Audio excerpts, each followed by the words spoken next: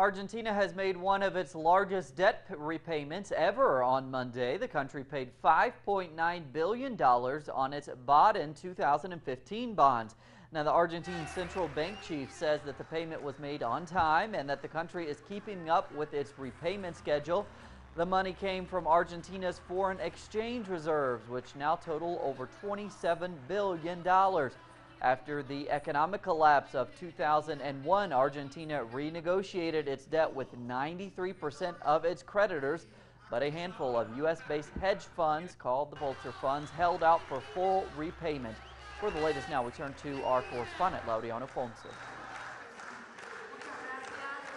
The Argentine government paid on Monday the bought-in 2015 debt bond issued in 2014 for a total amount of $5.9 billion.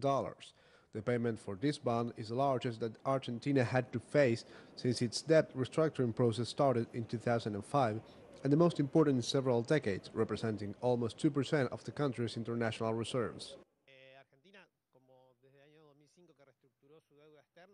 Since 2005, when Argentina carried on its debt restructuring, it was always met its debt deadlines.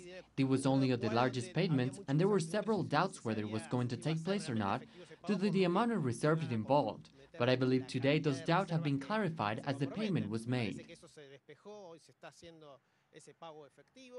While the right-wing opposition and corporate media harshly criticize the government for using international reserves to pay such bonds, many experts believe this was the best option. When Argentina could not meet its debt deadlines, that led us to the 2001 crisis. During the 1990s, the debt interests were prorated. The debt payments could not be afforded even with the reserves, so we had to use foreign funding, which demanded fiscal adjustments, budget cuts, and that led us into the crisis. Argentina's economy minister, Axel Kicillof, highlighted the fact that the payment could be accomplished in the middle of an adverse context for developing countries. To those who say Argentina failed to reduce its debt, or that it's increasing it, we are putting down this payment today for $5.9 billion. The payment will be done and Argentina will continue in the path of reducing its debt. Kicillof also announced a new bond to be issued after the payment, which will most likely be sold to local investors, as offering it abroad could lead to new demands from the so-called vulture funds that litigate Argentina in New York.